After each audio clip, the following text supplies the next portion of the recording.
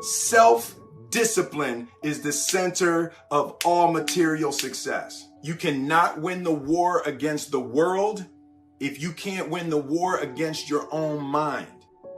The rewards of a disciplined life are great, but they're often delayed until some time in the future. The rewards for the lack of discipline are immediate, but they are minor in comparison to the immeasurable rewards of consistent self-discipline. An immediate reward for lack of discipline is a fun day at the beach. A future reward of discipline is owning the beach. For most, we choose today's pleasure rather than tomorrow's fortune. You don't get discipline from your parents, from your grandparents, from your older brothers and sisters. You don't get discipline from an external source. You have to get it from you. That's what self-discipline is. You get it from yourself. You get it from you. Our world is and always will be a constant battle between the life of ease and its momentary rewards and a life of discipline and its far more significant rewards. Each has its own price, the price of discipline or the price of regret. We will pay one or the other. You want to be more disciplined? Get after it. That's it, man. Get up early, do some kind of workout, eat good foods, clean your room, make a list of things that you're supposed to do in your life, and then wake up in the morning and do those things. That's what discipline is. And no, it is not easy. But you're not going to get it from anyone else but you. And it's worth it, and it is the thing that is going to bring you freedom. What's at the core of achieving the good life? The major key to the good life. The major key is not in learning how to set goals. It is not in learning how to better manage your time. It is not in mastering the attributes of leadership. Every day in 1,000 different ways, we are trying to improve ourselves by learning how to do things. We spend a lifetime gathering knowledge in classrooms, in textbooks, in experiences. Now, if knowledge is power, if knowledge is the forerunner to success, then why do we fall short of our objectives? Why, in spite of all our knowledge and in spite of our collective experiences, do we find ourselves aimlessly wandering, settling for a life of existence rather than a life of substance? While there may be many answers to this question, the fundamental answer is the absence of discipline. Applying all that we know. That's the key word, discipline. Self-discipline. We might add one more word here, consistent. Consistent self-discipline. The Marines have a saying, everybody wants to go to heaven, but nobody wants to die. And that's just real. At the center of bringing any dream into fruition is self-discipline. You know, something as simple as food and eating. It's not about your body as much as it is about your mind. It's getting command of your mind to be able to choose actions that are in your own best interest. The word discipline has kind of gotten a bad name. We think about it in terms of punishment. I'm not talking about discipline in that way. I'm talking about discipline in the sense that you forego immediate pleasure for the exchange of long-term self-respect. Dreams without goals remain dreams. Dreams without goals are just dreams, and they ultimately fuel disappointment. Goals on the road to achievement cannot be achieved without discipline and consistency.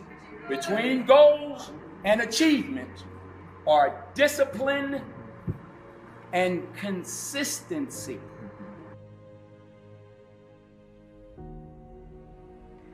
It takes consistent self-discipline to master the art of setting goals, to master the art of time management, to master the art of leadership, to master the art of parenting and relationships.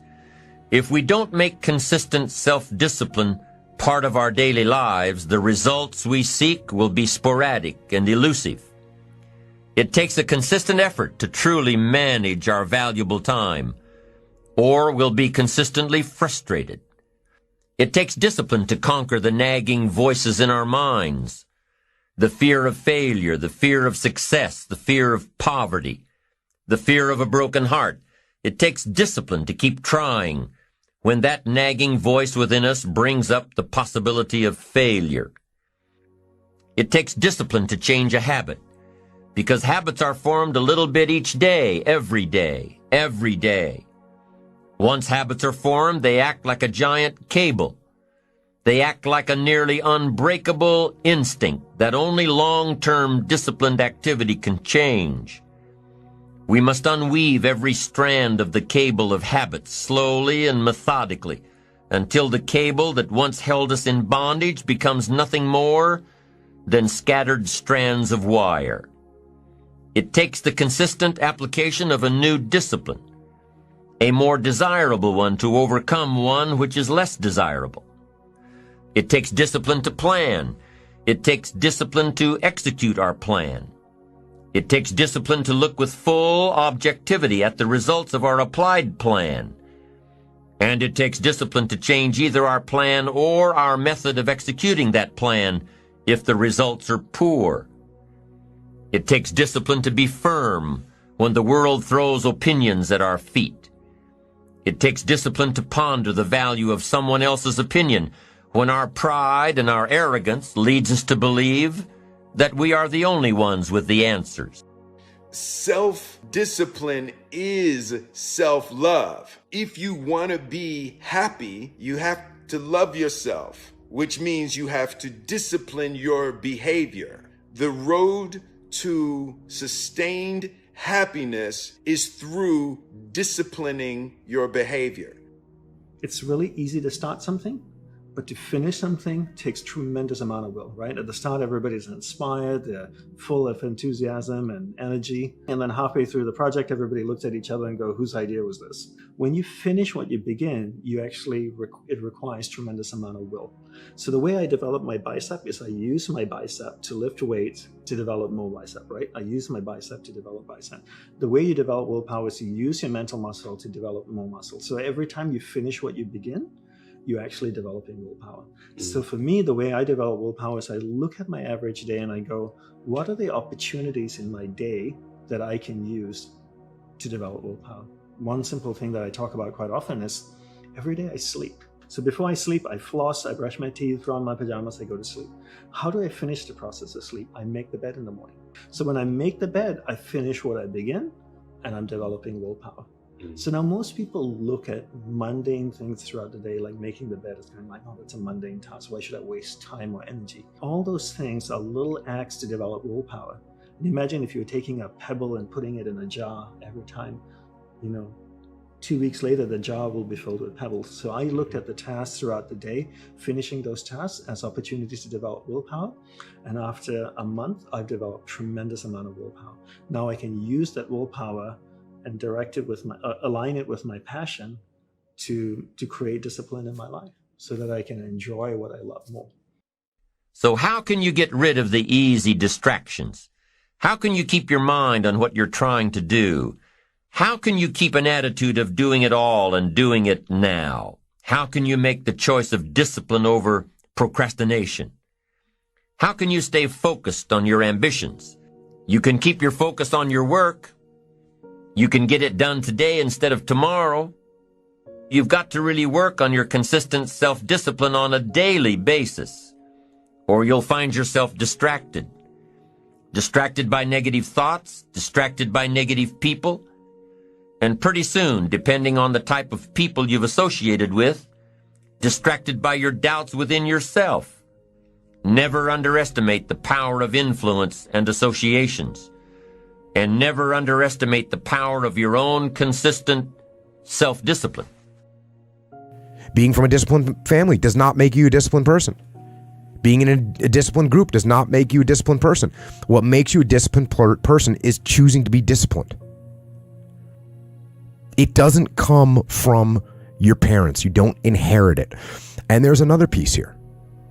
It's called ownership, right? It's called ownership. And if you want to blame other people for the problem, and I say this all the time, If you don't take ownership of the problem's not going to get solved. So if you blame your parents for not having raised you in a disciplined environment, you're not going to solve that problem. You're looking at your parents saying, if you would have done a better job being more disciplined for me, I would be more disciplined now. So that means you can't do anything. The fact of the matter is it's wrong. You actually can do something. And it doesn't matter how your parents raised you and brought you up. You can have the discipline you need to decide to do it. There's things that you know you're supposed to do as a human being. Things that you know are going to improve your life. Do those things. There's things that you know are going to make you a worse person and make your life worse. Don't do those things. Don't do the things that are making you weaker. Start doing the things that are going to make you stronger and smarter and faster and healthier and going to make you a better human being. Now, if discipline is the key word, and if discipline is the key action, then what exactly is discipline? One good answer might be that discipline is a constant human awareness of the need for action, and a conscious act by us to implement that action. If our awareness and our implementations occur at the same time, then we begin a valued sequence of disciplined activity. Now, here's the other side of discipline. If there's considerable time that passes between the moment of awareness and the time of our implementation, then that is called procrastination. Doing it tomorrow instead of today. Procrastination, an almost exact opposite of discipline. The voice within us says, get it done. Discipline then says, do it now. Do it to the best of your ability, today, tomorrow, and always, until finally the worthy deed becomes instinctive. Procrastination says later, tomorrow, whenever I get a chance.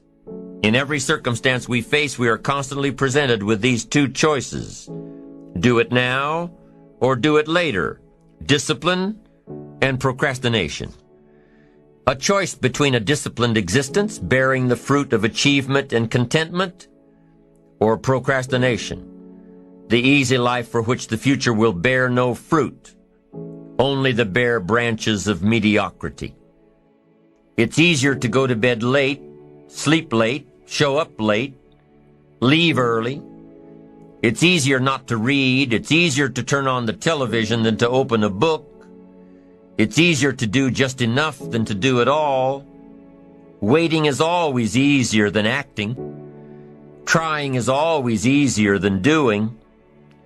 Imagine what life would be like if we didn't have to make our bed in the morning, or keep our garage clean, or pay our taxes, or show up for work tomorrow.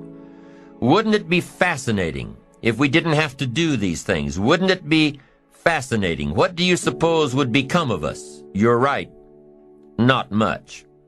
For whatever the reason, the system we live in and contribute to is designed to make the easiest things in life the most unprofitable. Profitable seems to be the most difficult. Our world is and always will be a constant battle between the life of ease and its momentary rewards and a life of discipline and its far more significant rewards. Each has its own price, the price of discipline or the price of regret. We will pay one or the other. What we wish we had done is the voice of regret, speaking in a sorrowful tone at a time when there is no going back. This is regret. No second chance. No what would I do differently. Choose one or the other, but both will have their price, the price of discipline or the price of regret. One costs pennies, the other a fortune. The first lesson of discipline is that it isn't the easiest option. The second lesson of discipline is that it's a full-time activity. And we've said that the best form of discipline is consistent self-discipline. You see, the discipline that it takes to make your bed every day is the same discipline necessary for success in the world of business. The discipline to organize your garage is the same discipline to organize your business. All disciplines carry through to affect all parts of our lives. If we're disciplined in just one area and lazy in another, guess what? Pretty soon, the lazy side will creep in and destroy the disciplined side. The bad habits in one area of our life will eventually destroy our self-discipline in the areas we've been working on. Consistency cannot be inconsistent. Discipline is the mind being trained to control our lives. Discipline is a set of standards which we've selected as a personal code of conduct. Discipline is imposing on ourselves the requirements for honoring these standards. Once we've adopted these standards of behavior and conduct, we're committed to honor them. And if we don't, then there can be no disciplined activity. We find ourselves announcing our standards to our relatives, our friends, our associates. We shout our beliefs and condemn those who believe any differently, but then we don't walk the talk. We end up acting in a way far different from the beliefs we've shouted. We tell our kids that the TV is rotting their minds, yet we spend our evenings in front of it. We tell our employees that they must take advantage of every minute of the working day, yet we spend 3 hours at lunch. Do as I say, not as I do. This is inconsistent. This leads to a loss of credibility among those who watch us. And more importantly, this leads to a loss of credibility within ourselves. The only thing worse than one who is inconsistent in applying their self-imposed disciplines is one who has never considered the need or the value of discipline at all. These people seem to wander aimlessly, changing procedures, changing standards, changing loyalties, and shifting frequently from one commitment to another, leaving behind a trail of broken friendships, unfinished projects, and unfulfilled promises, all because of a discipline that was either non-existent or imposed so infrequently that it was ineffective.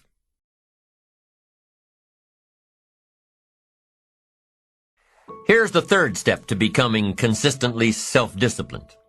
Number 1 is realizing that discipline isn't the easiest option. Number 2, discipline is a full-time activity, day by day, every day. And the third step to becoming self-disciplined is really a philosophy that holds one of life's unique promises. Number 3 simply says, for every disciplined effort, there is a multiple reward. That's one of life's great arrangements. It's like the law of sowing and reaping. In fact, it's an extension of the biblical law that says if you sow well, you reap well. Now here's a unique part of the law of sowing and reaping. Not only does it suggest that we'll all reap what we've sown, it also suggests that we'll reap much more. Life is full of laws that both govern and explain behaviors. But this may well be the major law we need to understand. For every disciplined effort, a multiple reward. For every disciplined effort, a multiple reward. What a concept. If you render unique service, your reward will be multiplied. If you're fair and honest and patient with others, your reward will be multiplied. If you give more than you expect to receive, your reward is more than you expect. But remember, the key word here, as you might well imagine, is discipline. Everything of value requires care and attention. Everything of value requires discipline. Children require discipline. They must have a structure built for them. They must have boundaries to work within so they feel secure and comfortable to explore and grow. They must learn to recognize what's right and what's wrong, what's acceptable behavior, what's not acceptable. Children require unwavering discipline, consistent discipline, or they'll be confused as to how they're supposed to behave. Likewise, our thoughts require discipline. We must set up our inner boundaries, our codes of conduct, or our thoughts will be confused. And with confused thoughts, we'll end up being confused, hopelessly lost in the maze of life. And confused thoughts produce confused results. Look around you at this very moment in time. What might you be doing that needs attention? Perhaps you're on the brink of giving up, or starting over, or starting out.